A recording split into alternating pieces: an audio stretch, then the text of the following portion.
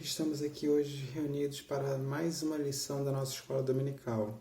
A lição de hoje é a lição que tem por título A Igreja é Minha, parte 1. Paulo, Cefas, Apolo e Cristo. O nosso texto base de hoje é o texto de 1 Coríntios, capítulo 1, versículos 10 a 17. Antes de estarmos iniciando a nossa escola dominical propriamente dita, vamos ter um breve momento de oração. Oremos a Deus. Senhor Deus, nós pedimos que o Senhor nos auxilie nesse momento, que o Senhor possa iluminar a mente de cada um de nós, que o Senhor possa iluminar a minha mente para que eu saiba expor devidamente a lição e que o Senhor possa iluminar a mente de cada um daqueles que irão ouvir a lição para que possam compreendê-la e guardá-la em seus corações e aplicá-la em suas vidas. Que assim possa ser, Deus, nós te pedimos e agradecemos no nome de Jesus. Amém. Amém. Vamos lá. Do que trata a nossa lição de hoje? A nossa lição de hoje vai tratar de um espírito faccioso, de facções, de divisões ocorridas dentro da igreja. Assim como as demais lições tratavam do individualismo e as consequências desse individualismo, a lição de hoje também vai tratar de uma consequência do individualismo dentro da igreja, que é a criação de facções ou a criação de divisões.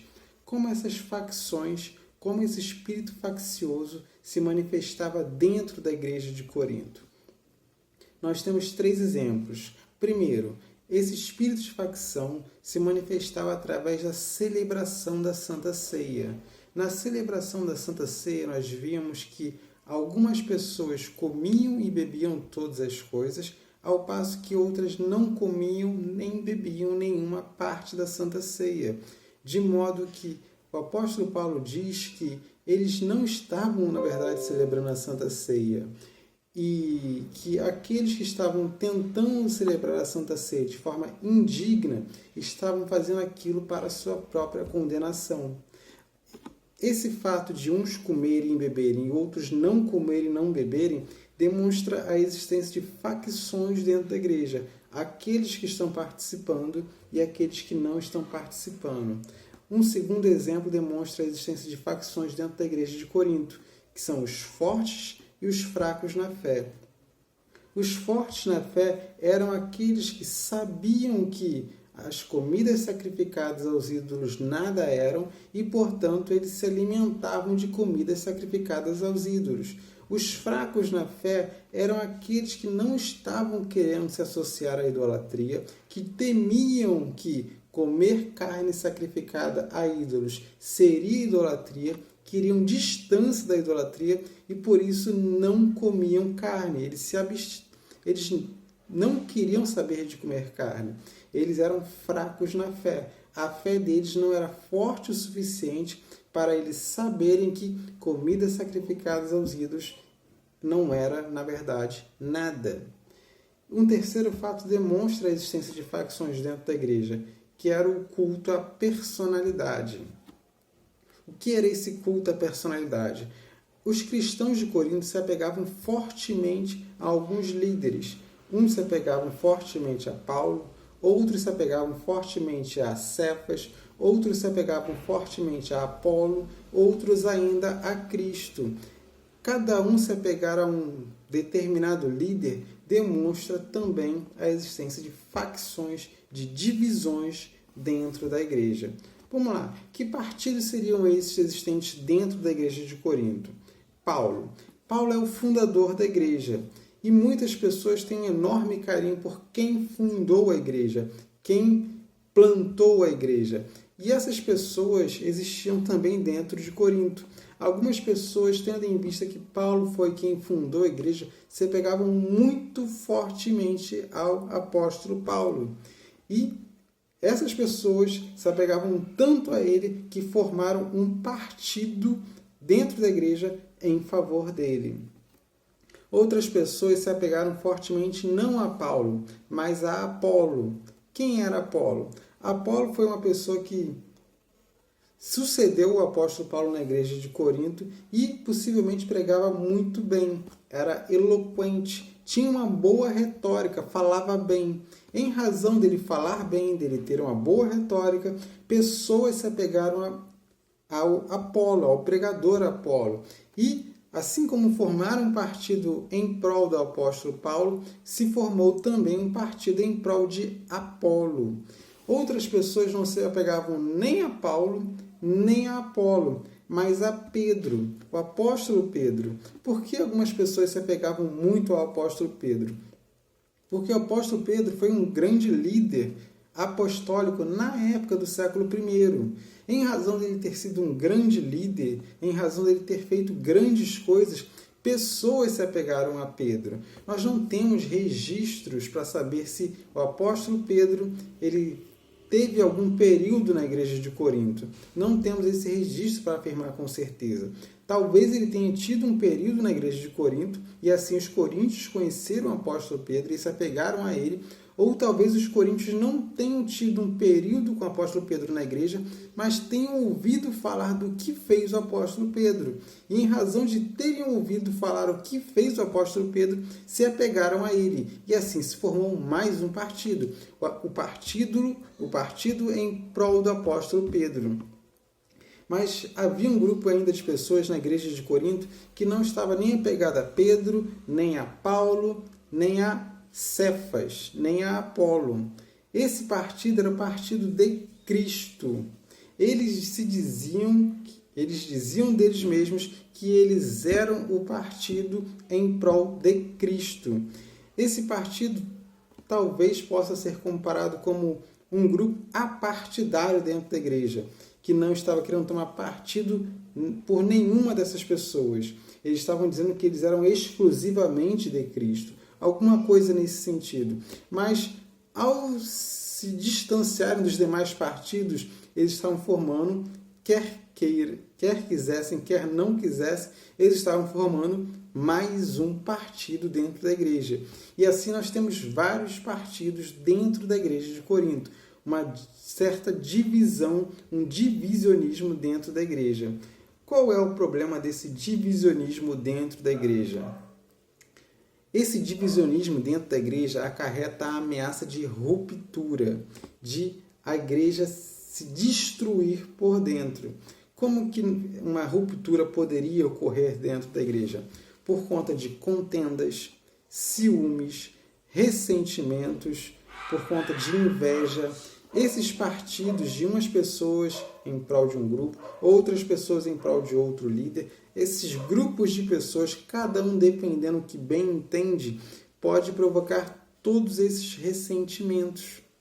Um grupo fica com inveja do outro grupo ou do outro líder, um grupo fica com ciúme do outro líder, do outro grupo. Esses sentimentos podem levar a igreja a implodir por dentro. Muito disso que havia na igreja de Corinto existe hoje dentro de igrejas modernas. Pessoas que têm ciúmes, ressentimentos, igrejas que formam grupos, partidos. Toda essa formação que existe dentro da igreja de partidarismo pode levar a um racha, como já ocorreu muito ao longo da história. Uma igreja, formam-se 2 partidos ou 3, e um partido acaba formando uma nova igreja, enquanto que o que sobra mantém a antiga igreja. E assim a igreja que existia unida formam 2 novas igrejas. Rachas dentro da igreja por conta de partidarismo. Aquela igreja em Corinto corria o risco de se dividir, de implodir, de se destruir por dentro, assim como ocorre nas igrejas modernas. Isso tudo por conta de partidarismo que ocorre por conta de individualismo. Eu quero saber apenas do que eu quero e não do que o outro quer. Ameaça de ruptura. Vamos lá. Por que os coríntios tinham esses partidos todos? Por conta de individualismo. Mas o que havia no individualismo deles que levava eles a ter esses partidos? A nossa revista dá 2 considerações a respeito disso. A primeira delas é que os coríntios se consideravam espirituais. Cada um daqueles membros da igreja se considerava grandemente espiritual. E por conta disso tinha grande consideravam grandemente suas próprias opiniões, se achavam pessoas grandiosas, pessoas com alto discernimento, pessoas que espiritualmente estavam muito elevadas. Eles tinham grande consideração deles mesmos. Eles se consideravam pessoas muito espirituais. Uma das provas que eles tinham para aquilo que eles afirmavam eram os dons espirituais que eles tinham. Era uma igreja com muitos dons. Havia profetas, havia pessoas que falavam novas línguas, havia diversos dons espirituais dentro da igreja de Corinto. E se havia diversos dons dentro da igreja de Corinto, eles eram muito espirituais. Então eles tinham em grande conta a opinião deles mesmos. Eles se consideravam espirituais e isso aflorava o individualismo de cada um deles. Outra coisa que eles tinham em alta conta era a sabedoria que eles possuíam. Eles se consideravam pessoas sábias. E o que era a sabedoria deles? A sabedoria deles, na visão deles, a sabedoria era basicamente a retórica e a filosofia. A retórica é a arte de falar bem. Eles davam um grande valor a falar bem, a falar de forma boa de se ouvir, a falar de forma poética, a falar de forma rigorosamente lógica. Eles davam valor a essas coisas. Quem falava bem, quem dominava a arte de falar, esse era tido em alta conta. Por conta disso, talvez o grupo em defesa de Apolo. Apolo foi um pregador eloquente e aqueles que amavam a retórica dentro da igreja de Corinto se apegaram a Apolo. Retórica era algo tido em alta conta pelos coríntios. Outra coisa era a filosofia. Filosofia, o amor à sabedoria. Muitos coríntios, ali nós estamos dentro da Grécia, tinham, antes da sua conversão, apego a escolas filosóficas. Talvez houvesse ali estoicos, talvez houvesse ali pessoas apegadas ao pensamento de Aristóteles ou de Platão, não sabemos ao certo, mas é certo que eles amavam a filosofia. Antes de se converterem, eles eram pessoas apegadas a escolas filosóficas. E assim como antes eles eram apegados a escolas filosóficas, agora eles são apegados a pregadores. Há um pregador X para o qual eles são apegados, ou um pregador Y para o qual eles são apegados. Eles trocaram a escola filosófica pelo pregador, mas mantiveram a mesma coisa. Mudou apenas o objeto de apego, mas continuavam se apegando muitíssimo a alguma coisa. O que o apóstolo Paulo tem a falar para eles? Que a cruz de Cristo é tanto o poder que alguns almejavam, quanto a sabedoria que outros almejavam. Enquanto que alguns queriam poder, milagres, manifestações de prodígios, enquanto que alguns queriam sabedoria, belos discursos, boa retórica, enquanto que uns e outros queriam essas coisas, a cruz de Cristo é quem trazia verdadeiramente poder, era quem trazia verdadeiramente sabedoria. A cruz de Cristo é o poder de Deus para a salvação de todo aquele que crê. É muito maior do que aqueles milagres que alguns queriam ver. É algo muito maior do que os prodígios que alguns queriam ver. A cruz de Cristo é onde está o verdadeiro poder, que transforma verdadeiramente pessoas, que salva de fato o pecador. A cruz de Cristo é onde está o poder. Não é um simples poder de curar alguém, que era algo que eles queriam ver. É algo muito maior do que isso. E a cruz de Cristo também é a verdadeira sabedoria, é a grande sabedoria. Alguns queriam ver belos discursos, mas é na cruz de Cristo que nós temos a forma através da qual Deus, sendo justo e amoroso, as duas coisas ao mesmo tempo, é a forma através da qual esse Deus salva o pecador. Como um Deus justo pode não condenar um pecador? Se ele é justo, ele não deveria condenar o pecador? Como pode um Deus amoroso condenar todos os pecadores e não salvar ninguém? Ele não é amoroso? Como um Deus justo e amoroso pode fazer alguma coisa justa e amorosa pelo pecador? A cruz de Cristo é a resposta. Ele enviou o seu Filho amado para padecer na cruz a pena que era devida a pecadores. Assim ele manifesta a sua justiça ao condenar o pecado e assim ele revela também o seu amor ao salvar o pecador. A cruz de Cristo é a sabedoria de Deus, é o poder de Deus. Ali estava algo muito maior do que alguns dos coríntios buscavam. Algo muito maior do que o poder que eles buscavam, algo muito maior do que a sabedoria que eles buscavam. Eles eram pessoas espirituais, eram pessoas sábias. Era isso que eles achavam deles mesmos. Mas aqui Paulo demonstra a verdadeira sabedoria e o verdadeiro poder. Paulo diz mais na sua epístola, afirmando o seguinte, que Deus confundiu os sábios.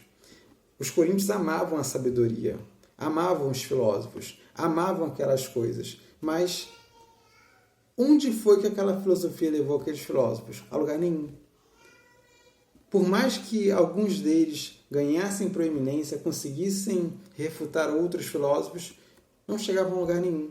Depois vinha outro e outro, discutiam entre si, e por mais que o tempo passasse, nunca chegavam a conclusão alguma.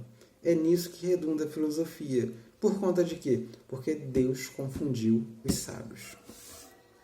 Seguindo, em razão desse modo de ser dos coríntios, eles tinham forte culto à personalidade. Eles praticamente idolatravam os mestres escolhidos. Aqueles que gostavam de Paulo, idolatravam Paulo. Aqueles que gostavam de Apolo, idolatravam Apolo. Aqueles que gostavam de Pedro, idolatravam Pedro. Eles praticamente idolatravam os mestres, assim como faziam com as escolas de filosofia. Assim como as escolas de filosofia eram o que havia de mais importante para eles, agora aqueles pregadores eram o que havia de mais importante para eles. O que é um erro. Isso é levar a antiga cultura deles para dentro do evangelho, para dentro da igreja. Da mesma forma que eles eram com a cultura, agora eles são com a igreja. Eles continuavam iguais. Não havia mudança neles, só mudou o objeto de apego deles. E esse apego deles todo levou a disputas. Em vez de disputas entre escolas de filosofia, agora disputa pelo melhor pregador, pelo pregador mais eloquente ou pelo pregador que pregava a melhor coisa. Mudou o objeto de disputa, mas não mudou o que eles eram. Conclusão da nossa revista. O brasileiro também possui culto à personalidade. Isso não é algo restrito aos coríntios. Nós também somos assim. E em razão desse nosso culto à personalidade, muitas vezes nós acabamos levando divisões às igrejas, o que não é certo. Não devemos ser como os coríntios eram, criar partidos, criar facções. Somos um corpo, uma unidade. Não somos diversos corpos. Somos uma única igreja de Cristo, pela qual Cristo deu a sua vida, pela qual Cristo morreu. Não devemos criar partidos dentro da igreja. Não devemos criar facções dentro da igreja. Não devemos deixar aflorar o nosso individualismo dentro da igreja. Outro ensino na nossa conclusão. Uma igreja decadente nem sempre está decadente por conta de culpa da liderança da igreja. Vejam só a igreja, essa igreja, a igreja de Corinto. Quem plantou a igreja foi Paulo, um apóstolo de Cristo. Quem regou essa igreja foi Apolo, um pregador eloquente. E por mais que tenham passado boas pessoas dentro da liderança daquela igreja, aquela igreja ainda assim estava decadente. Por conta de quê? Porque a liderança tem o seu papel, tem a sua importância, tem a sua responsabilidade. Mas a responsabilidade pela igreja estar ou não sadia não é apenas da liderança, é também dos membros da igreja. Se os membros da igreja não derem o seu grau de cooperação, não tem como a igreja estar boa. A liderança tem a sua responsabilidade, mas os membros da igreja também têm a sua responsabilidade pela saúde da igreja. Às vezes a liderança da igreja se entristece, vai para outra igreja, muda, desiste. Nem sempre a liderança deve pensar que a culpa é dela. Pode ser dela, mas também pode ser da igreja, ou pode ser uma parte de cada um, mas não necessariamente toda da liderança a culpa. Aplicação. Temos feito culto à personalidade? Possivelmente sim. Em que medida? E o que nós podemos fazer a partir de agora para não sermos como éramos, para não sermos como os coríntios são? O que nós podemos fazer para não termos culto à personalidade? A resposta está aqui na lição. Que nós não queiramos saber da nossa sabedoria ou da nossa espiritualidade, mas que fitemos os nossos olhos na cruz de Cristo, onde está o verdadeiro poder de Deus, onde está a verdadeira sabedoria de Deus, e assim que possamos nós permanecermos unidos em Cristo Jesus. Amém. Vamos orar para encerrarmos a nossa escola dominical. Senhor Deus, que nós possamos ter essas coisas em mente, que não sejamos pessoas partidaristas ou que não sejamos pessoas que criem divisões dentro da igreja, mas que nós possamos ter nossos olhos fixos em Cristo e na sua obra, e que nós, Deus, possamos batalhar pela união da igreja e não pela divisão da igreja, que possamos ser úteis em sua obra. Nós te pedimos, te agradecemos, no nome de Jesus. Amém.